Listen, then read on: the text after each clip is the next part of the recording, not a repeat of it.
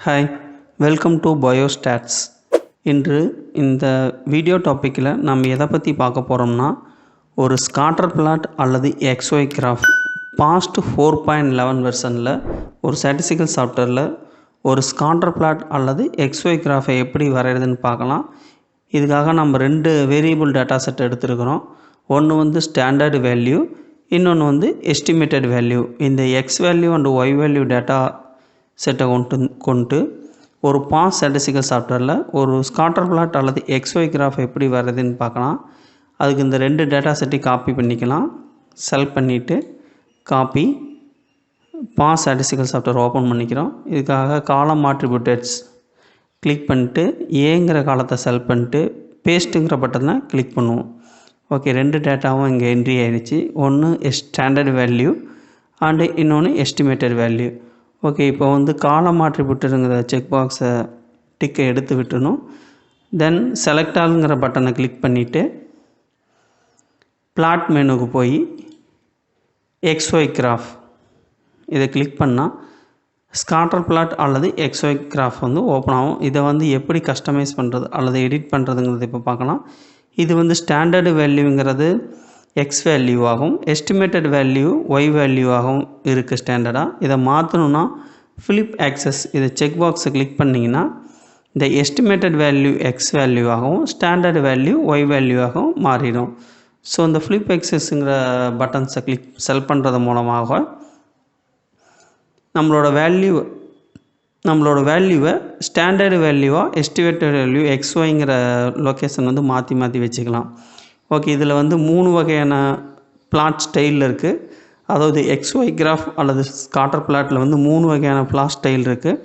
அதில் ஃபஸ்ட்டு ஸ்டாண்டர்டாக ஒன்று வந்து பிளாட்டுங்கிற செக் பாக்ஸ் ஸ்டாண்டர்டாக செலக்ட் ஆகிருக்கும். ரெண்டாவது லைன்ஸ்.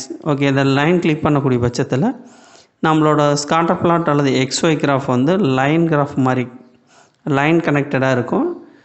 தென் நெக்ஸ்ட் ஒன் பார்த்தீங்கன்னா செல்ஃப் அவுட். இந்த 3 செலக்ட் பண்ணும்போது நிழல் படம் மாதிரி, தமிழில் சொன்னால் நிழல் படம் மாதிரி நம்ம ஸ்காட்டர் பிளாட் அல்லது எக்ஸ்ஒய் பிளாட் வந்து செலக்ட் ஆகிருக்கும். ஓகே, இந்த பாயிண்ட்ஸ் வந்து செலக்ட் பண்ணிக்கலாம். தென் நெக்ஸ்ட் ஒன் பார்த்தீங்கன்னா லாக் ஒய். இந்த எஸ்டிமேட்டட் வேல்யூ ஒய் வேல்யூ இருக்குல்ல, அதை வந்து லாக் வேல்யூவை மாற்றுறதுக்கு இந்த பட்டனுக்கு செலக்ட் பண்ணிங்கன்னா செக் பாக்ஸை செலக்ட் பண்ணக்கூடிய பட்சத்தில் நம்ம எஸ்டிமேட்டட் வேல்யூ வந்து லாக் வேல்யூவாக கன்வெர்ட் ஆகும். ஸோ நம்ம கிராஃப் வந்து கொஞ்சம் சேஞ்சஸ் ஆகும். தென் நெக்ஸ்ட் ஒன் பாயிண்ட் பார்த்திங்கன்னா 3 பாயிண்ட் ஆவரேஜ். ஓகே, இதை செக் பாக்ஸ் செலக்ட் பண்ணும்போது 3 பாயிண்ட் ஆவரேஜ் சின்ன வேரியேஷன் மட்டும் தான் காட்டும். ஓகேங்களா. தென் நெக்ஸ்ட் ஒன் பார்த்திங்கன்னா 95% எலிப்ஸ். இந்த செக் பாக்ஸை கிளிக் பண்ணுறது மூலமாக நம்மளோட டேட்டா வந்து எவ்வளோ வேரியபிள்ஸ் வந்து 95 எலிப்ஸ்க்குள்ளே வருது அப்படிங்கிறத ரவுண்ட் பண்ணி காட்டும். ஓகே, இந்த நெக்ஸ்ட் ஒன் பார்த்தா convex hulls. Out of the samples, ஒரு டேட்டாவோட அவுட்லைன் இருக்கக்கூடிய டேட்டாஸை மட்டும் செல் பண்ணி கொடுக்கக்கூடியது இந்த கன்வெக்ஸ்கல்ஸ். த மினிமம் ஸ்பேசிங் ட்ரீ, இது டேட்டா வந்து ஒவ்வொன்றா கனெக்ட் பண்ணி ஒரு ட்ரீ ஷேப்பில் காட்டக்கூடியது. ஓகே, இந்த நெக்ஸ்ட் ஒன் செக் பாக்ஸ் பார்த்திங்கன்னா இந்த லேபிள். ஓகே, இந்த லேபிள் செக் பாக்ஸ் கிளிக் பண்ணக்கூடிய நம்ம ஒவ்வொரு டேட்டாவுக்கான லேபிள், நம்ம அந்த டேட்டாவில் வந்து லேபிள் எதுவுமே கொடுக்கல. ஆக்சுவலி இங்கே வந்து லேபிள் கொடுக்கணும். இது குரூப் ஸ்காட்டர் பிளாட்டோ அல்லது குரூப் எக்ஸ்ஒய் கொடுக்கும்போது நம்ம லேபிள் மென்ஷன் பண்ணிக்கலாம். இப்போ வந்து நம்ம லேபிள் எதுவும் மென்ஷன் பண்ணல. ஸோ அதில் இருக்கக்கூடிய இந்த 1 2 3ங்கிற இந்த நியூமரிக் நம்பரை வந்து லேபிள் வேல்யூவாக நமக்கு ப்ரெசென்ட் ஆகும். இல்லை எனக்கு தனிப்பட்ட முறையில் லேபிள் வேணும் அப்படிங்கிற பட்சத்தில் லேபிள் வேல்யூ செலக்ட் பண்ணிங்கன்னா இந்த லேபிள் வேல்யூ எப்படி செலக்ட் பண்ணுறதுன்னு பார்க்கலாம். ஓகே,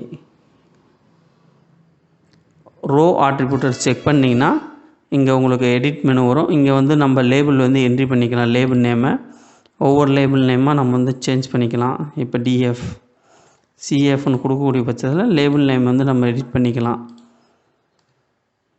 ஓகேங்களா. இதை அன்கிளிக் பண்ணிங்கன்னா அந்த ரோ ஆட்ரிபியூட்டர் எடிட் நேம் போயிடும்.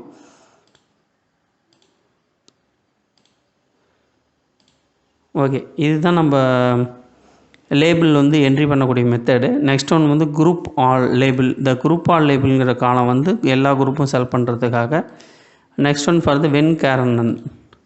ஓகே, இது வந்து 3 லேயராக பிரித்து காட்டும் நமக்கு.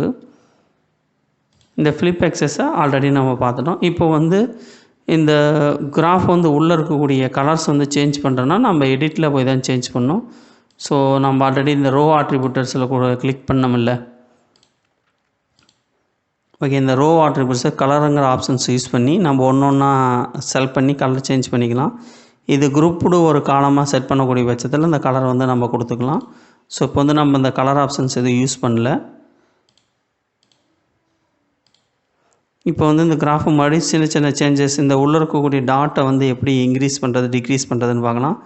அதுக்கு வந்து கிராஃப் செட்டிங் அப்படிங்கிற பட்டன் கீழே இருக்கும். இதை கிளிக் பண்ணிங்கன்னா இதை புதுசாக ஒரு நியூ டேப் ஒன்று ஓப்பன் ஆகும். இதில் வந்து கிராஃப் ப்ராப்பர்ட்டிஸ், இதில் வந்து கலர் ஆல்ரெடி ஃபிக்ஸ்டாக இருக்குது. ஸோ அதனால் கொடுத்துரும். இந்த கலர் இந்த டேட்டா வேல்யூ எஸ்டிமேட்டட் வேல்யூ அந்த ஸ்டாண்டர்ட் வேல்யூ வந்து ஃபாண்ட் நமக்கு தேவையான ஒரு கிராஃப் எக்ஸ்போர்ட் பண்ணக்கூடிய பட்சத்தில் ஃபாண்ட் சேஞ்ச் பண்ணணும். நமக்கு ஒரு குறிப்பிட்ட ஒரு ஜர்னலில் பப்ளிகேஷன் பண்ணக்கூடிய பட்சத்தில் ஃபாண்ட் சேஞ்ச் பண்ணணும் அப்படிங்கிற பட்சத்தில் இந்த ஆப்ஷன்ஸ் யூஸ் பண்ணலாம்.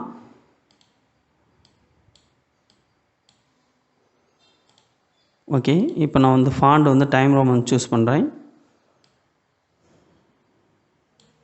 ஓகே, ஃபாண்ட் சைஸ் வந்து 14 இல்லைனா 12, நான் 14 வச்சுருக்கேன்.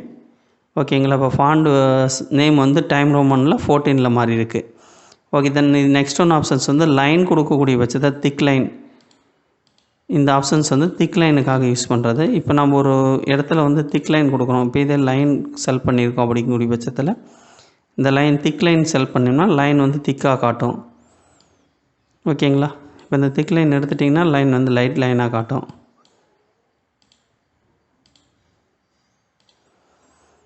ஓகே, தென் நெக்ஸ்ட்டு ஃப்ரேம் வந்து அவுட்லைன் ஃப்ரேம் செட் பண்ணி காட்டும். Then next one point symbols, this also the same தான். ஓகே, இந்த நெக்ஸ்ட் ஒன் பார்த்தீங்கன்னா சிம்பிள் சைஸ் வந்து ஸ்டாண்டர்டாக 3 கொடுத்துருக்காங்க. இதில் நம்ம வந்து சைஸ் இன்க்ரீஸ் பண்ணக்கூடிய பட்சத்தில் நமக்கு இருக்கக்கூடிய உள்ளே இருக்கக்கூடிய சிம்பிள், அதாவது இந்த டேட்டாவோட பாயிண்ட்ஸ் வந்து இன்க்ரீஸ் ஆகிட்டே போகும். இப்போ இந்த பாயிண்ட்ஸ் வந்து 10 வச்சுருக்கோன்னா பார்த்திங்கன்னா நமக்கான பாயிண்ட்ஸ் உள்ளே வந்து 10ங்க பெருசாக காட்டும். ஸோ ஸ்டாண்டர்டுங்கிற 3 நம்ம அதோட கொஞ்சம் பெருசாக கூட வச்சுக்கலாம். இல்லை சின்னதாக வைக்கணும் அப்படின்னா கூட சின்னதாக வச்சுக்கலாம். ஓகே, நான் வந்து 4 வச்சுக்கிறேன்.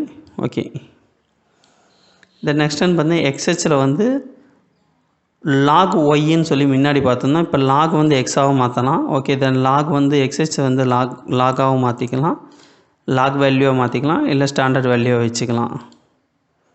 ஓகேங்களா, நெக்ஸ்ட் ஒன் வந்து வித்து சேஞ்ச். நமக்கு ஒரு கிராஃப் வந்து ஒரு எக்ஸ்போர்ட் பண்ணக்கூடிய பட்சத்தில் ஒரு கிராஃப் வந்து இந்த சைஸில் வித்து வேணும், இந்த சைஸு ஹைட்டில் வேணும் அப்படிங்கிற பட்சத்தில் இந்த இடத்துல எடிட் பண்ணி நம்ம சேஞ்ச் பண்ணிக்கலாம். எத்தனை வித்து எவ்வளோ ஹைட்டில் வேணும் அப்படிங்கிறதுக்கு அந்த மாதிரி முறையில் இதை சேஞ்ச் பண்ணிக்கலாம். நெக்ஸ்ட் ஒன் பார்த்திங்கன்னா இந்த கிராஃப் எப்படி எக்ஸ்போர்ட் பண்ணணும் அப்படிங்கிறது சேவ் ஆஸ் பட்டன் யூஸ் பண்ணி சேவ் பண்ணிக்கலாம். அதுக்கு முன்னாடி நம்ம என்னென்ன ஃபார்மெட் கொடுத்துருக்காங்கன்னு பார்த்தோன்னா SVG, PDF, JPG, TIFF, GIF, PNG, BMP, so many format இருக்குது. நம்ம ஜேபிஜி ஃபார்மெட்டை யூஸ் பண்ண போகிறோம்.